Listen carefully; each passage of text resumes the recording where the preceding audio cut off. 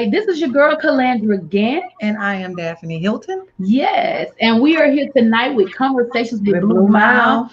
Mile. You see our website going across bluemilemusic.com. We want you to go on there, join, be a subscriber. Our individual website, daphne.hilton.com, calandragant.com. We have Promise Batey, who is the CEO. I'm gonna call it out. Come on, Lisa. Show a lot of promise Yes, boutique.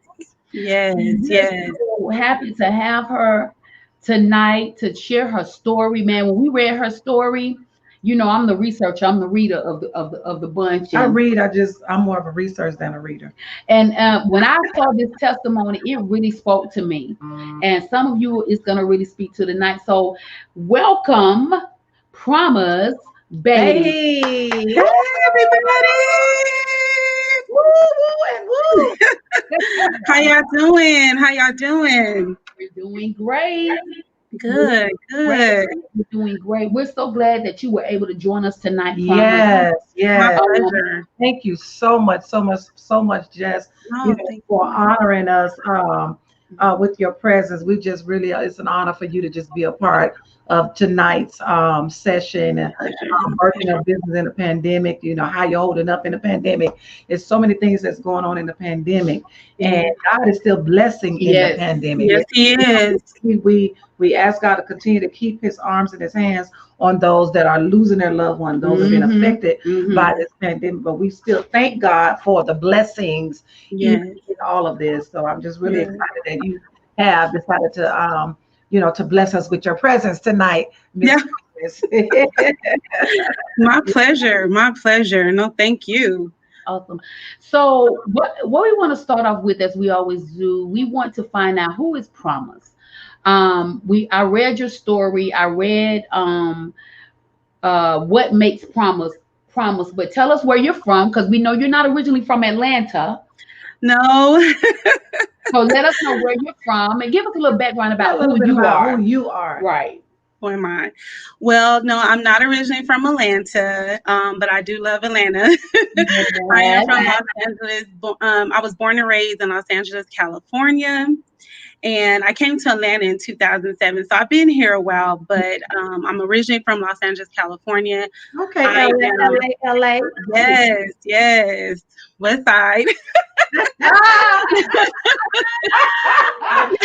We got somebody watching Miss Jacqueline Hilton who basically lived in LA for a long, long, long Yes, yes. I love time. my hometown. All Yeah, my family is still there yeah. too. So Yes, yes. But outside of fashion, I am first a woman of God. I'm an intercessor. Okay. I am a choir director at church. I am over a girls ministry at my church, Greater Ferry Hill Baptist Church, where my pastor is Dr. Patrick K. Lattimore. So I serve at my church. I am a wife. I'm happily married to my husband, Corey Batey. Corey? I yes. I am a mother to four beautiful children. And when I'm not doing the fashion thing, when I'm not doing the business thing, I am a stay at home. I'm a stay at home mom. that's all. I enjoy just being home with my children. I enjoy helping them with schoolwork. I just enjoy just watching them and seeing them grow. And that's basically my life. I just love spending time with my family. I Yeah. love spending time with my church family. That's basically my life. Church, being a wife, and being a mom. So Yeah. that's who I am, and that's what I enjoy doing. Definitely. Family is so important. It's important to be. Yes, She understands it because she's a mama to two girls, and how important it is to be a mother, and being a wife. I don't know about being a wife. I don't know about being a mother, but I see it all the Been there, done time. that. But- Gonna do it again. so that's great. That's your foundation. yes, That's what you love to do. I do want to hit on. You said that you are director of young girls ministry in your church, and they're yes. called Divine Daughters of Destiny. Divine Daughters of Destiny. Yes, And I think that is great because our women do need those type of programs or those type of ministries in church to minister to them. with the, and it actually, thank you, Holy Spirit, it actually lines up with what you have going on with your business. Right. You know, when you really think about it, you know, he set the stage for you mentoring young women Yeah. to empower them and to minister to their spirit, because you, no matter what the size is, you have a lot of young women that think that they're not worthy Exactly. of love, and that, you know, that Exactly. they need to be encouraged to love themselves for who they are, and Yes. somebody will be able to love them. So God, you know, I love God so much because he's so strategic and how what he does for our lives. So he set that up, and then go ahead, because you know I go. Mhm. So I wanted to just chime in because I have a girl group called Daddy's Girls of Destiny. Yes. Oh. I ask you, what is the age? Okay. And what do you go? What's your age range? Because one thing I've learned with for my ministry is that when you catch them at a younger age and continue to pour into them and walk them through, then you automatically see the fruits of what you've placed in their life, Yes. and that second mom or that second big sister or that second auntie. So what's the age, and tell us a little bit more about that. The ages is from 12 to 18. Okay. And you're so on point because my I would say I struggled a lot as a teenager. Mm-hmm. And you can relate. I struggled a lot as a teenager. And when I was asked to be over the girls' ministry, I was honored because, just like you said, if we can catch them at those teenage years or those preteen years, Yes. it will definitely help them in their adulthood, because some of the decisions I made as a teenager, it affected me in my adulthood. And it took a minute for me to get past some of those things. And I would not want another young lady, another young girl to go through some of the things that I went through. So this girls ministry is just helping them to develop them into women of God. It's helping them with their self-esteem. It's a platform. It's a place, yes, for them to just open up and for us to just have girl talk.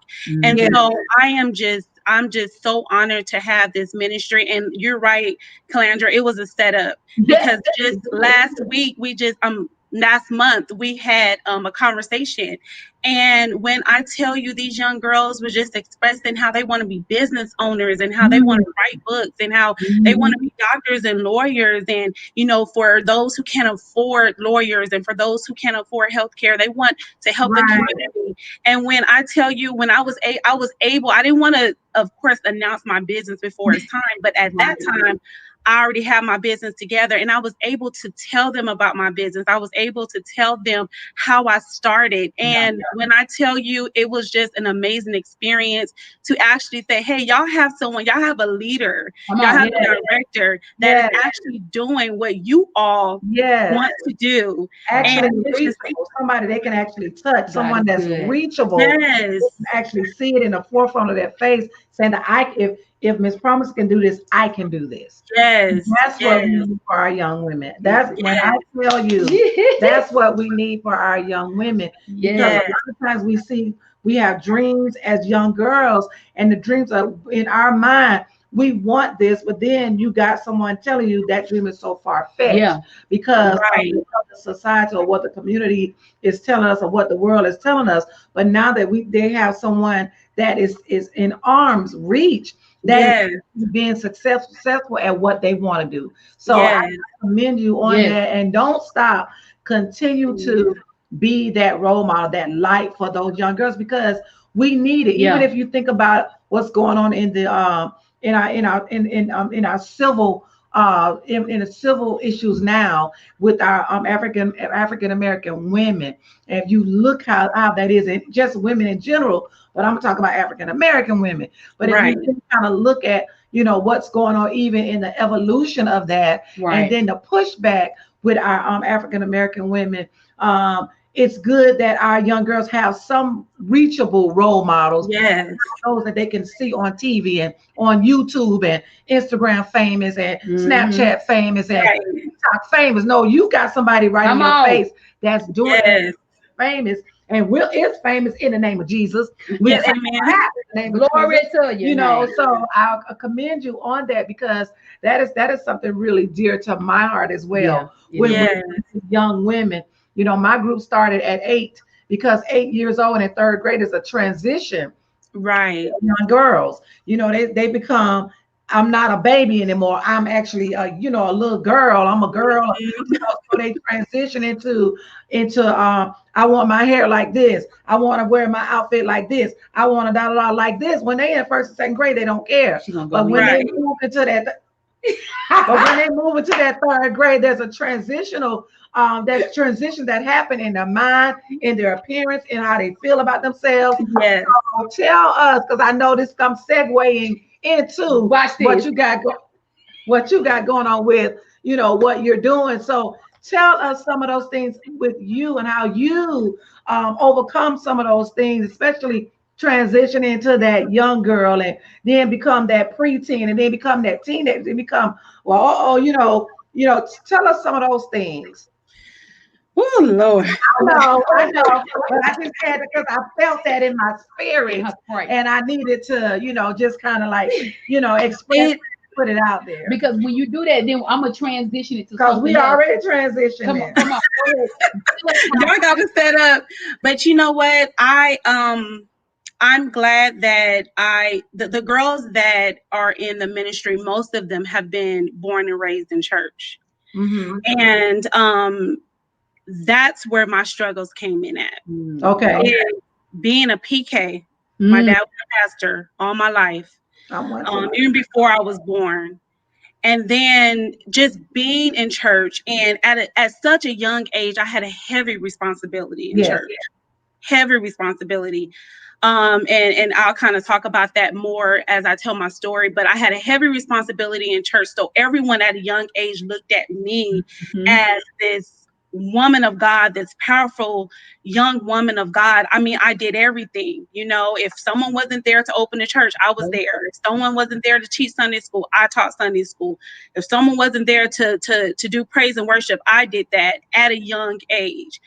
But I have to be honest, I wasn't taught how to deal with life. When life hit me, I wasn't taught how to deal with relationships and all of that. I was just so, my head was in church. Everything was church. And so now that I am in this position where I'm able to help these young ladies who have been in church all their lives, I'm actually helping them to learn how to deal with life, because sometimes church kind of balance, right? That's the word. Church kind of camouflages the reality of what we go through as young women. We go through stages, you know. I mean, boys was a no-no growing up in church. I mean, you couldn't. I mean, that was, they didn't teach me how to date. And then, to be honest, I wowed out. I you know. So because you're so sheltered. You get so sheltered, and you're sheltered, and also too not knowing the impact. So bam, I'm free. I'm in it. Yes. And so I had to learn the hard way through experience. So now I'm just kind of looping back around to some of these young ladies and just telling them some of the things that I went through, and telling them the reality of life. It's not all about church all the time. It's not always peaches and cream. You're gonna go through some things, but this is how I handled it. And so that's my little testimony about. Well, praise God for that. And what I want to do is, because I definitely want them to, your story really spoke to me about your business. So we understand, you know, you're from Los Angeles, you are a wife, you're a mother, you love to cook. Reality TV is your guilty pleasure. Praise God, hallelujah. Okay, she said, "Pray for me." I get it. But also you are an autism advocate, because, and I love CJ, because you mentioned that at the age of 3 he was diagnosed with autism. I hear a lot of people. Oh, let me go ahead. I hear a lot of people deal with that. And but I'm meeting CJ. He's such a wonderful child. He loves the drum. I mean, just looking at how he just get involved with everything, and he so Yeah. sweet. He go. I've been to your church Look before, at and he that give water, girl. and he's just so sweet. Thank So you. just a little bit of talk about that and how important that is, dealing with the autism awareness, and then we're going to transition into you giving your testimony of how Show a Lot of Promise came about, because I think when they hear your testimony of what you dealt with, after becoming pregnant with your third child, and Yeah. how God turned it around, what you were Yeah. doing. And you said something in that, and I'm not going to go too far, but you said your thought pattern. Mm-hmm. You had Yes. to change your thoughts. You had to get control of your thoughts. And it's that's so interesting. So number one, let's talk about the autism, because there may be somebody watching who has a I was child trying to. I can't dealing with share it. that, or somebody in their family. And then we're going to bring in your testimony about how Show a Lot of Promise came, because I want them to hear this and really get minister to somebody who's Yes. feeling low self-esteem right now, or don't like how they look in the mirror Yeah. right now. So let's hit about the autism. Yes. As you stated, my son was diagnosed at age 3. And I when I tell you that it has been a journey, that it's been a journey. But I we have accomplished so much with Mhm. CJ. He started off not talking at all. And then when he did have um, vocal, he was doing a lot of mumbling, not Mhm. really saying words. And so I know there's a lot of ways that you can read about, or even in school, you can learn about how to help someone with autism. But one of the things that my husband and I, we vowed to one another, and we stay committed to this, that we would not allow his disability to define him. We would not allow Right. his disability to overtake him.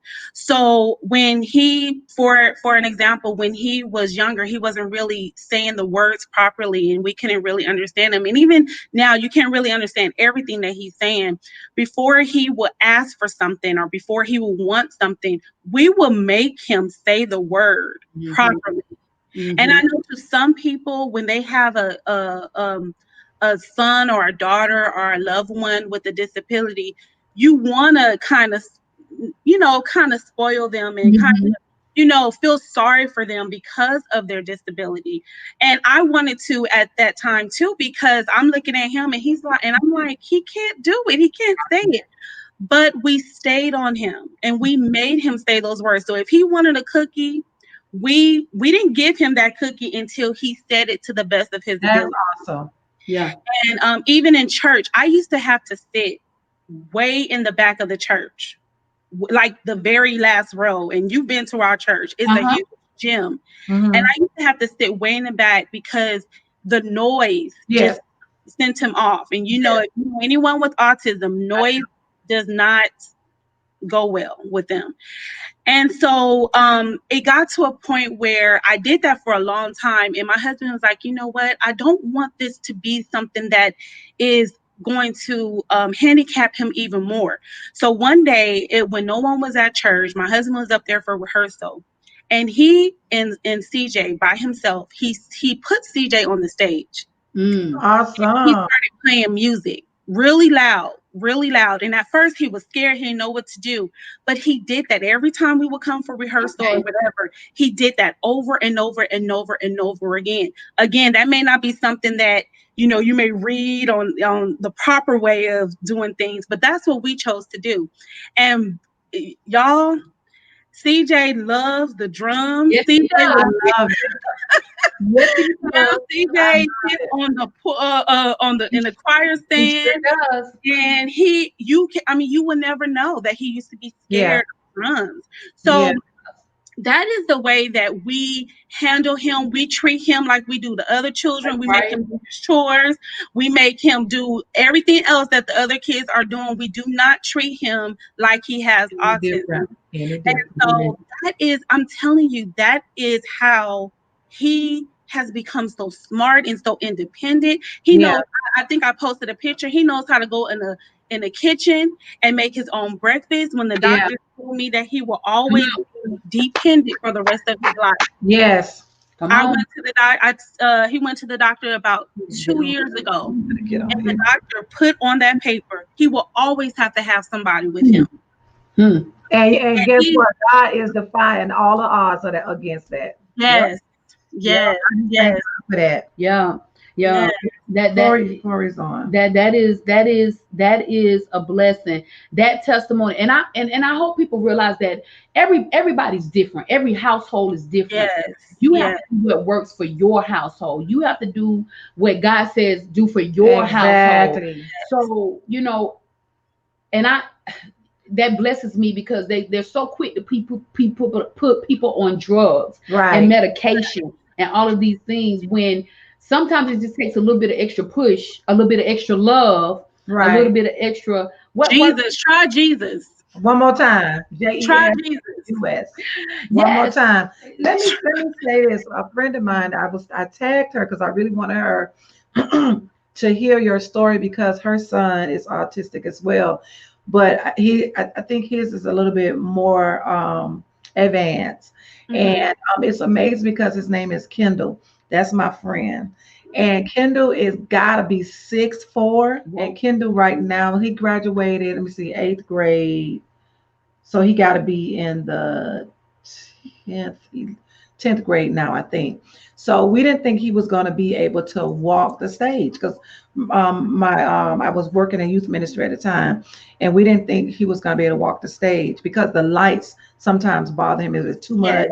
and then the loud sound, and then when a Mhm. whole lot of people in there just screaming because our youth ministry is like radical. But the thing about it is, I was so happy because that's my Kindle. He walked across the stage, Praise and God. I'm like, come on. He just walked across the stage. Normally he'd be like this, you know. Mhm. He walked across the stage, she was like, come on. And then she showed him his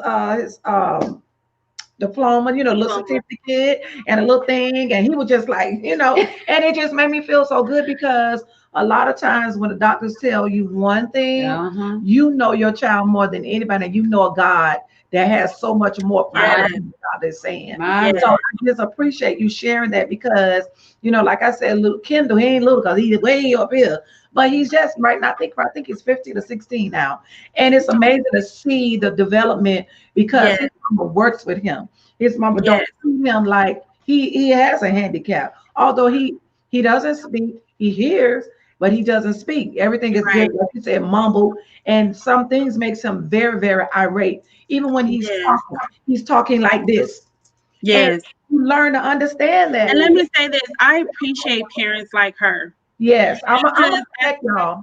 yes, because at the end of the day, this world does not care Joe if your don't. child has a disability, They don't. especially me having a black son Come on. with autism. Yep. They And don't care. a boy or And girl. so, as much as we can, I know some are more severe than others. My son is considered moderate to severe, Okay. Okay. and so that's kind of like in between, Mm-hmm. kind of in the middle to severe, and he's only severe because of his speech. That's Okay. what they classify as Okay. severe because of his Okay. speech.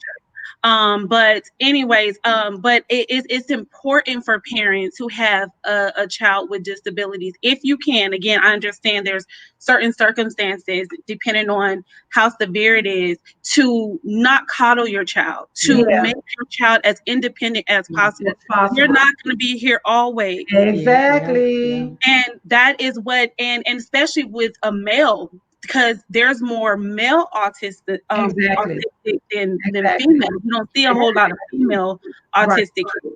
And But so, especially as a male, it is very important that they have some independence, because let me tell you, autism, it ain't a joke. If you do not deal with it yeah. while they're young, they will get so used to what they do, it's going to Uh-huh. be hard to take them out of that. Yes. Even when during the summertime, when we're not in school, we have to keep the same routine even when he's not in school, Exactly. because he can regress all the way back to almost Yeah. using the bathroom on himself. But just imagine, even the kids that does not have autism, they regress when they come Yeah, out. When they come out for the summer, when they go back to school, it's we have almost to reprogram them. programming Mhm. reprogramming them. So I can even imagine when these autistic. So Yes, Right. yes, So yes, that this testimony is it's so many testimonies that's gonna go on tonight. I thank God for this. He knows what he's doing. You know, when it came up to interview you, I said that we gotta get Promise in here. So let's go and transition from this, and let's talk about Show a Lot of Promise Boutique and how this was birthed in a pandemic. right. yes, And yes, please make sure you give that testimony of what you dealt with and yes. led up to it being birthed in June and then launching in September. So let's start from there so we can bless some of these sisters that are online with us tonight and they can share it. We want you to Some share brothers this. on here too, Some Jerry and brothers Gregory and and and Corey. D and some other Well, people. D is Dolores. Dolores, okay, and so we want you to really share this with everybody on your page because somebody's going to be blessed by this. I feel it in my spirit that somebody's getting ready to be blessed and encouraged, and they can go to Show a Lot of Promise Boutique so they can feel sexy and curvy and saved at the same time. Sexy, curvy, and saved. Yes. Well, I want to say thank you because I have been wanting to tell my testimony. I just don't know how it's gonna come about, but look at God. Because my journey, I believe, is more of a testimony of God's grace and blessings and redemption, Yes. deliverance and healing. It's not like, everybody have their own journey, but mine is more of a testimony. Okay. Um, I was a few weeks ago, the same week when I announced to my family that I was starting my business, I was driving in my car and I was by myself. And I don't know about you, but driving in the car by myself with just me and Jesus, I love those times. And I was driving and I just kind of said it out loud, wasn't thinking that God was going to respond to me, but I just kind of said it out loud. I said to myself, how did I get here? Because for those who know me and for those who are close to me and been knowing me for years, fashion and promise just really don't connect. And that's not in a bad way. It's just that when I was working before I became a stay-at-home mom, I was in the healthcare industry. Oh, uniforms. Yes, I love helping people.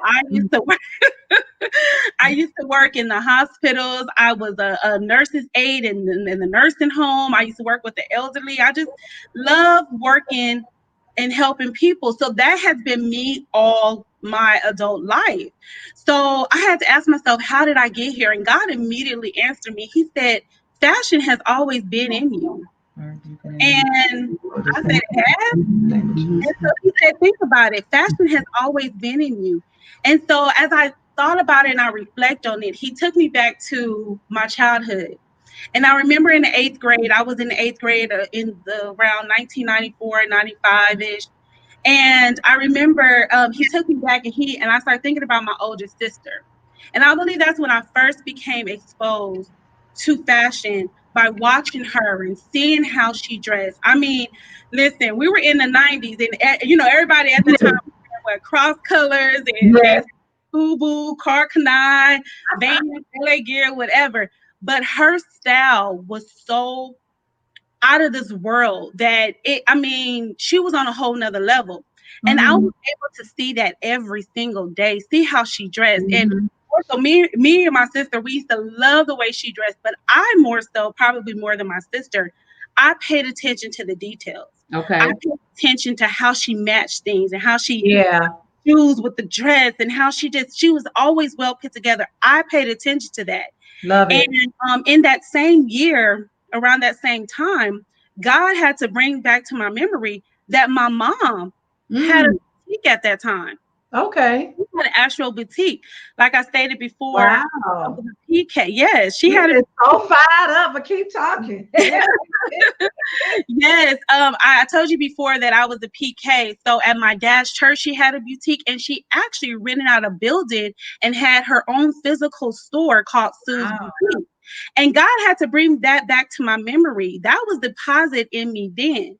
And so at that time, like I said, I had my sister to look up to, and then my mom, and all of that was deposited in me. I'll tell a funny story. When I was in the 8th grade, my I snuck in my sister's room. She would give clothes to my mom to sell in a boutique because a lot of her stuff still had tags on it and stuff like that. And I picked out some clothes. She didn't know it. I picked out some clothes that I was going to wear to school the next day. I picked out these jeans. I don't know what kind of shirt I had on, but I picked out these jeans and these brown heel boots. Heels. I don't know where my mom and my daddy was, but the next day I walked out the house in the 8th grade to school in some heel boots and these ripped jeans. It wasn't the ripped jeans that you see today with this little slit in the knee. It had little ripped squares all over. Oh yeah. Oh yeah. From the front to the back.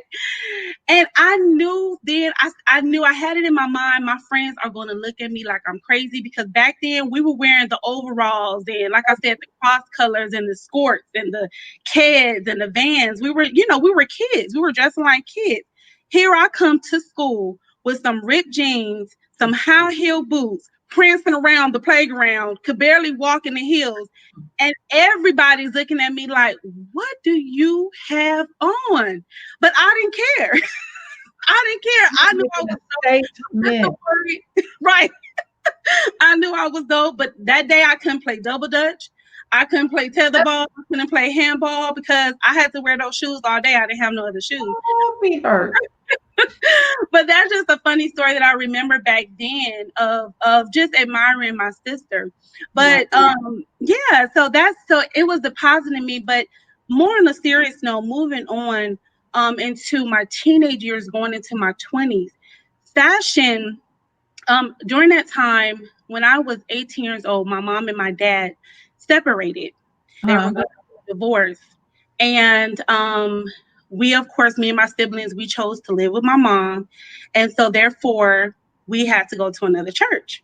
And so we started going to another church at the time. And to this day, that's like my second home. The pastor there is like my second father. But I went there at a very crucial time in my life. I had just, I was in high school and I was going into adulthood. My mom and my dad was going through some things. And when I started going there, that's when I really, really became active in church. I really became, because I was older, I was more experienced. And so that's what I was telling you about, how I was always in church. I was doing everything in church.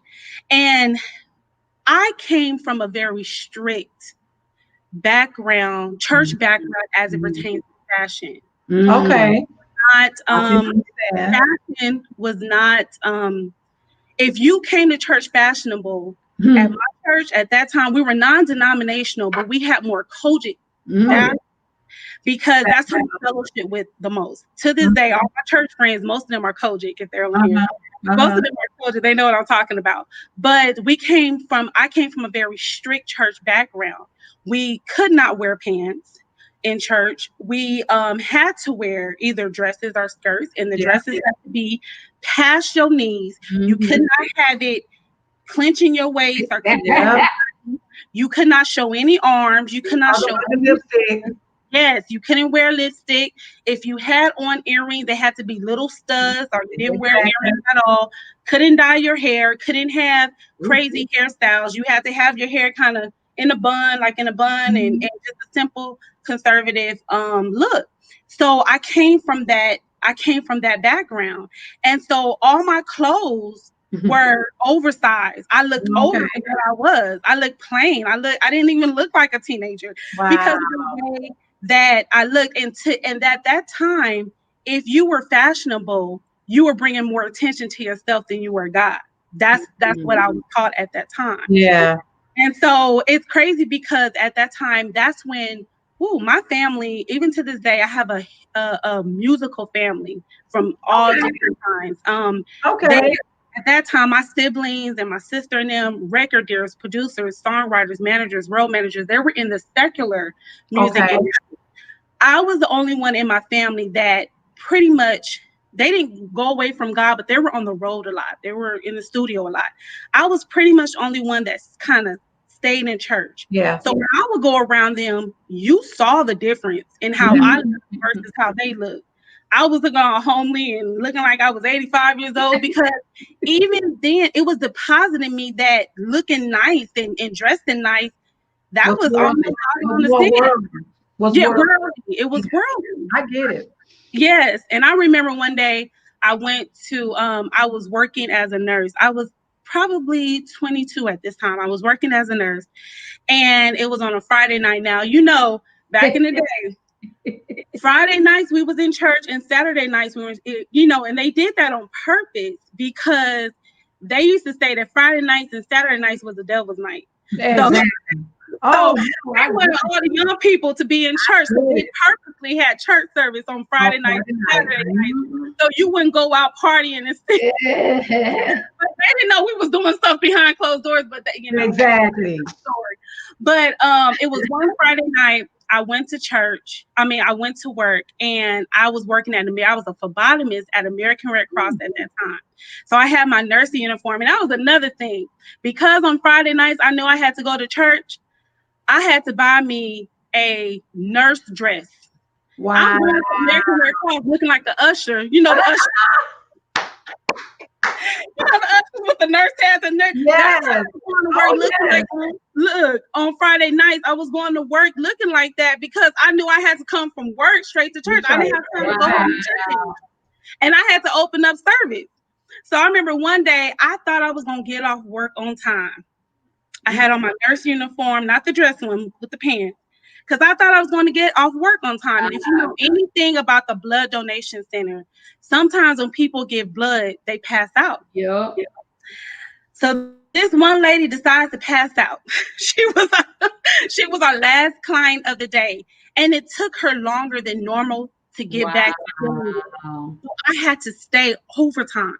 Oh. By the time I finally got out, I had to rush to church because church was about to start. I had to rush to church. I had no time to go home. I had no time to change because if I was late, I was going to get in trouble. Of if course. I didn't come, I was really going to get in trouble. So I'm thinking, oh God, I don't have to change the clothes in my car or nothing. I don't know what they're going to say. And I was just praying and hoping that they will understand I'm coming from work. Wow. I didn't have time to come. So I'm just praying and hoping that they will just give me a pass. I walked in church. They looked at me and sent me straight to the office. And they sent me straight to the office to go put on a choir robe. Wow. And so back then we had our assigned choir robes with our names and names in the back. Yeah. And I purposely when we ordered our choir robes, I purposely didn't order my choir robe long because just in case if I cut a step or something, I wouldn't trip over it. So my choir robe came down to my. Yes, I understand that one. So I had to go in the office, put on the choir robe, stand in the pulpit with the choir robe, and I can laugh about it now. But and I'm thinking now, you can still see my pants. Exactly. Exactly. You can still see my pants, but that was what I grew up in, and that's what I knew about fashion. So when I fast forward when I came to Atlanta, my mom some years before had a job offer to come to Atlanta. She was already here. She was already living here. She wanted to start a new life, and I was pregnant with my second son, with my second child. And at the time, I was about 25 years old. That was a really dark place in my life because here I am, 25, not married, going on my second child that I had out of wedlock. Mm-hmm. And then in the church, women were ridiculed for being pregnant. It seemed like the men just got away with it. But I was sat down. That's another story. I had to apologize for the. Yeah, that is look. Right.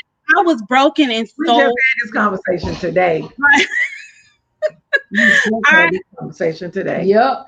I was broken in so many pieces, and so when I came to my mom said at the time I was physically ill, pregnant. My doctor took me off of work, put me on bed rest, and my mom said, come to Georgia. I need to take care of you. It's nothing like a mama. Wow. It's nothing like a mama. She said, come to Georgia. I need to take care of you. You're not doing well. I was behind financially. I was going through a lot at my church. I was going through a lot physically. And so I decided to come to Atlanta. When I came here, at the time, my mom was going to New Birth.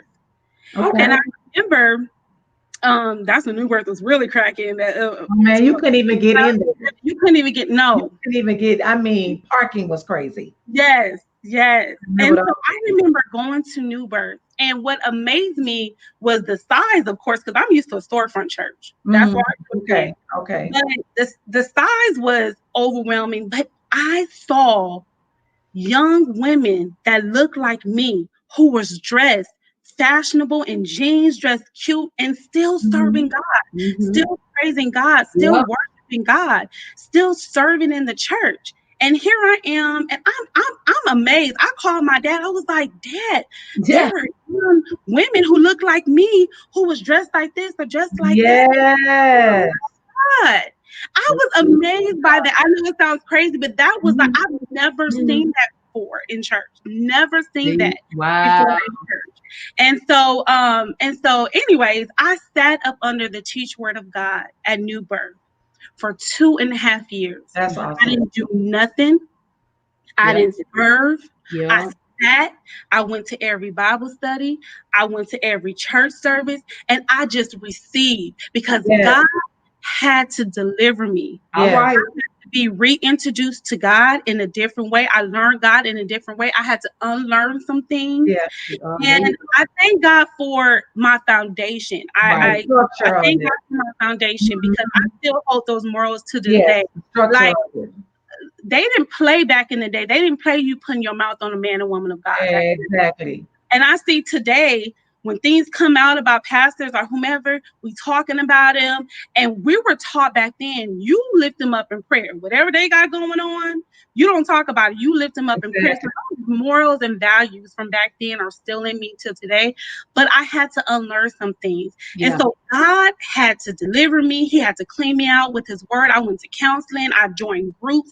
I did all of that for the past 3 years. I didn't do anything. 3 years, I didn't do nothing but just receive. And so kind of moving on, when I had, so that was really a real important time in my life. And it kind of leads me into my business and my journey now. I met my husband here, and I had my third child.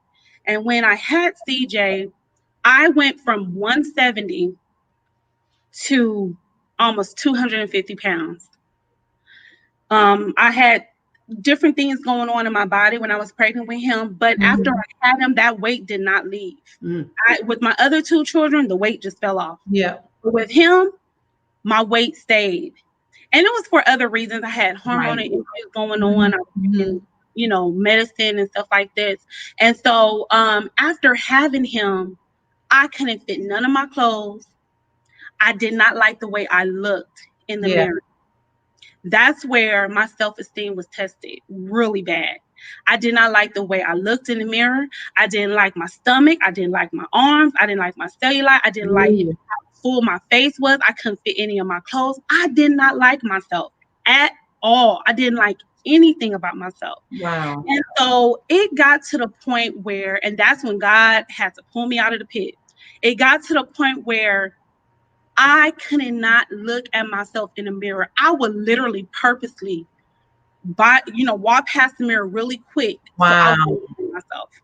That's how bad I got. About how I thought about myself. Yes, it was deep. And so that's when God said, get yourself together. Get yourself together. You are disrespecting what I created. My God. God doesn't care about how much weight you've gained. God doesn't care about that. Of course, God wants you to be healthy, but you are still beautiful. He don't look at you any differently. Come on. And so God had to deal with me. God had to get that negative thinking about myself, because I used to say to myself, I don't like the way I look. I used to say that. I used to tell myself that. So God had to deal with my Yeah. thoughts. God Kept had to renewing deal your mind. He was Yes, he kept renewing. renewing my mind. And I want to say, no matter, for us women, we go through so much and we go through different things that prevents us from losing weight quickly. Yeah. And I never want any woman out there to wait until they're at their goal weight to start feeling Mm. good about themselves. Yeah. I Yeah. never want a woman to wait until they're at their goal weight to say, Yeah. I'm beautiful. Yeah. That doesn't define you. What It you is think not. about yourself defines you. And so I remember one day, so soon after that, God had to deal with me, deal with my mind, deal with me inwardly. And I remember walking through Target. Now, when when you go to Target, you stroll through Target because that's my place. And so you don't just, it ain't like Walmart where you run in and run No, out. man. You gotta look. No, You man. gotta look. You got to look. Yes. You gotta see what they got. I love Target. And it was I was by myself. I had a lot of time, didn't have nowhere to go. And I was walking past the clothing aisle. And that's when I discovered that Target got some cute clothes. I was like, what? Target? Yes. They got some cute clothes. So I was The walking. thick girls. Yes, Whatever for thick girls. yes. And so I walked past the plus size section and I stopped.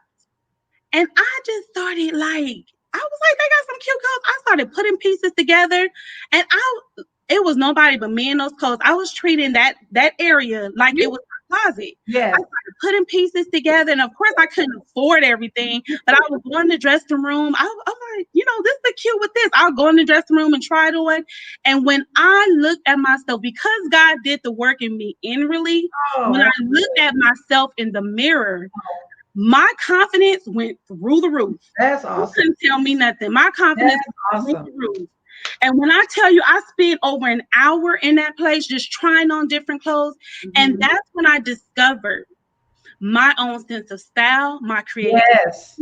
I started liking the way I was putting. I was trying on clothes. I was complimenting my body. The body, exactly.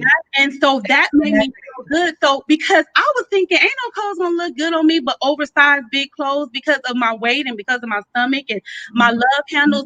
But you find clothes that complement your curves, that complement. Now, my mama would say something different. She don't like showing on her stomach. But for me, I don't mind showing a little flash here or there.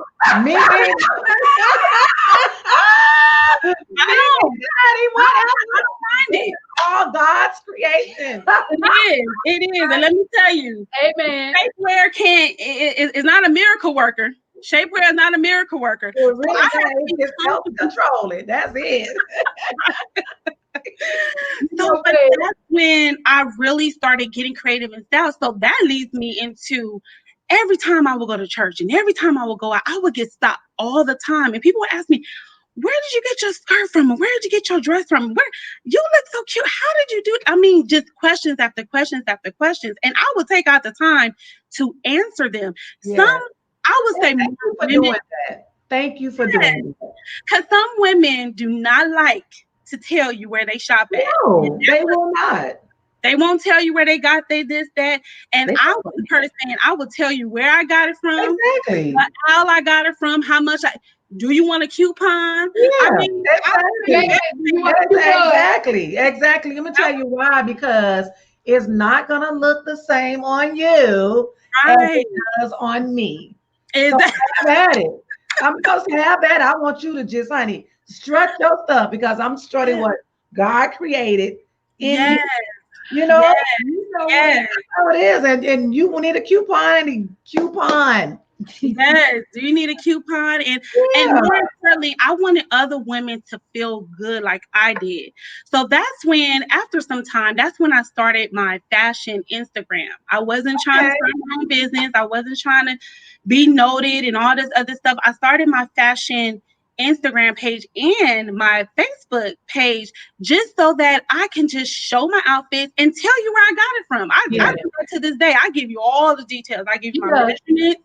I give you everything because I want you to feel like I feel. So as I got into the business of fashion, that started when I used to bring bags and bags of clothes to church, and I would open up my trunk and I'll let whoever just come and grab whatever. I mean, good quality clothes that had tags on them, clothes from New York and Company, it's all kind of stuff. I let people just come and grab what they want, get what they want. And that kind of introduced me to Poshmark. I started a Poshmark closet, and that kind of helped me to kind of learn the business just a little bit, because Poshmark kind of babies you a little bit, kind of does everything for you. But that still, I learned how to deal with customers. I treated my Poshmark closet like a business. I had my packaging was cute. I made sure I bought thank you cards. I did, because for some Poshmark, yes, for some people, Poshmark is like a yard sale. They don't care. They just want to get rid of it. But for me, I took pleasure in sending off my stuff. And so that's when I started saying to my husband, you know what? I want to start my own boutique. And I was just saying it because I did want to start my own boutique, but have you ever just said that you want to do something, but it was so bigger than you that you didn't even know how to do it? So you didn't think it was going to come to pass? Yeah. That was me. I used to say I want my own boutique, but I knew that I would have to do all this other kind of stuff. And I never thought of me as a business owner. My best friend laughs at me to this day, because when we used to go to New Birth, Bishop Long will always pray over business owners or potential business owners, want to be business owners. And it looked like I'll be the only one still in my seat, and everybody rushing to the altar because they want to be a business owner. And I just be pointing my hands. Not me. I never looked at me as a business owner. And so but that lets me know that when you decree a thing, and when you do something, when you have a dream, when you have a vision, yes, write it down, make it plain like the Bible says, but also speak it into the atmosphere. Say it, speak it out loud. And when I do that, God heard it. Yeah. So some time had passed. In the month of June, I was sitting in my room. I kid you not. This year, June, in the middle of the pandemic, I'm sitting in my room, and it still gives me chills to this day. God said, "It's time. It's time to start your business." And I'm like, "What business?" I'm like, "What business?" He said, "It's time to start your business. It's time to start the boutique that you've always wanted." And I'm like, "You have got to be kidding me." We are in the middle of a pandemic. We did lose part of our income during this time. So, we don't have everything that we had before. All my kids are home. I don't know how to start. I don't know I don't know how to do this. What are you talking about? It's time to start. And he said again, it's time to start your business. Right. And I'm like, but how am I going to do this? I don't know anything about starting a business. Where do I start? Who do I talk to? What do I do? Exactly. And I'm telling you, 3 days later, I was scrolling through Facebook, and a friend of mine on Facebook was offering a business class. Did not pay attention to it. This is literally 3 days later. That's amazing. That's how he worked, though. That's how he works. He works like that. Right. I'm scrolling through Facebook, and a friend of mine on Facebook was offering a business class, and I was not paying attention to it. I was literally scrolling past it. He told me, he said, "Go back." I went back, and I'm like, okay. And so he said, join that class. When I joined, I believe I was the last person that she had left. That spot was for you. Yes, that she had left. And when I joined that class, the class was on that Sunday. And when I tell you, I didn't know what I was doing there. I didn't understand why I was there. I was just there because I was being obedient. So I was in her class, and I promise you, it was like she was talking to me. Yeah. When she was explaining, she was talking about, and it wasn't just, it was other people on the Zoom, but it was like she was talking to me. And fast forward, she is my business coach to this day. And when I tell you that God did it, he did it. She pushed me. She didn't, baby me. She gave me deadlines. And when I think in August, she said, I had got all my legal stuff together. I'm legit. I got my license. I got my license. I got everything. I did everything. And when I tell you, I can't really tell you how God provided. He just did. Always. You just can't explain, like, always. My God. But listen, this is what God just brought to my spirit. He said, God, His vision for you is always bigger than your ability. Yes. So true, because you be like, God. Lord, how we gonna do this with God? How we gonna do this? Especially when He say move, Woo. and it's like, Yeah. oh God, which way we going? Just tell us, because we know what we can do, but Yes. God can do so much more. And when Yes. He gives you a vision, and even my pastor said this, because our church, we're always pushing entrepreneurship, entrepreneurship, entrepreneurship, always. And he said, when you know it's God, it's so far fetched, like. You want me to do what and when and how? Although, like you said, God said this is something that you always wanted. You wanted to do, but you Right. never wanted to just. You never thought you would just actually do it. But God Right. is saying now is your time, and Yes. He had the resources. He said Yes. it. I mean, He strategically, step Yeah. by step, set Yes. Yeah. even from the girls group, even from you growing up, how you, like you said, Yup. you love the way your sister dressed, Yup. even Yes. all, even the trial you had to go through about yourself and how you felt about yourself. All of that was done to birth Promise. I mean, Show a show a lot of lot I of Promise promise that. boutique. I'm gonna make sure that I patronize, the Yeah. show a lot of love promise.com. Get me some cute little sexy clothes too. Although I Yes. anyway, but I want to add to my sexiness. Yes. Yes. It is Listen, whatever. I love God, but I love the Lord. I'm sexy too. I love the Lord. Yeah.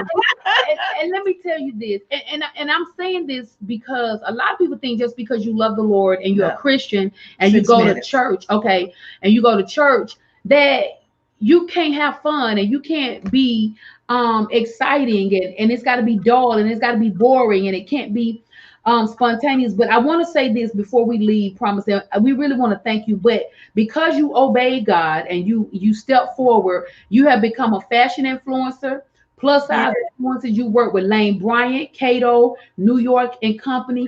And what I want to say with that, when you obey God and Yes. you move by faith over fear, He will open up doors that you never thought Yeah. you would be able to Now walk that is into. awesome. So what I want to do to close this up, I want you guys to go out and patronize Promise Batey, CEO of Show a Lot of Promise Boutique. Show a lot of Her, promise. her boutique. Instagram is at Show a Lot of Promise. Facebook, Show a Lot of Promise. www.showalotofpromise.com. And I want you to patronize her business. I want you to sow back into what God has done and sow on good ground, because you will reap what you sow. Because one day you may birth a business. Show a lot of promise.com or show a lot of Showalotofpromise.com. Uh-huh. Okay. And you will be sowing on great ground, on good ground. Yes. We thank her for her testimony tonight. Check her out. She's always posting. She had a fire brown Yes. jacket today I be Yeah. watching. that I'm was watching. on there, and we watch, honey, and like, honey, these bell shirts and these, she know what I wear, so I know what you like. that's right. So, but I want you to go and support her. And those of you tonight, what we want you to get from the conversation with BlueMile tonight and this testimony is that love who you are. Love who you are. And be okay. And be okay, And be okay. with your size. We're not telling you not to be healthy. Healthy. That's right. We're not telling you not to be healthy because you fight because of heart disease. All these different Right, things are out right. here. Yes. You gotta love who you are while you Yes. work on being Why? healthy. It's a process. Yes. It's a process. Yes. So love yourself through the process. Yes. And don't It's a process. settle, just for anything because you think nobody will love who you are. How they like curvy women. They do like them curvy They women. do. And look, I do want to say, in that dressing room, it was just only me. It wasn't me and my husband. It wasn't me and my Come kid. It was on. only me. So Exactly. I did that for me, not for my husband. I did that for me. He That's wasn't there.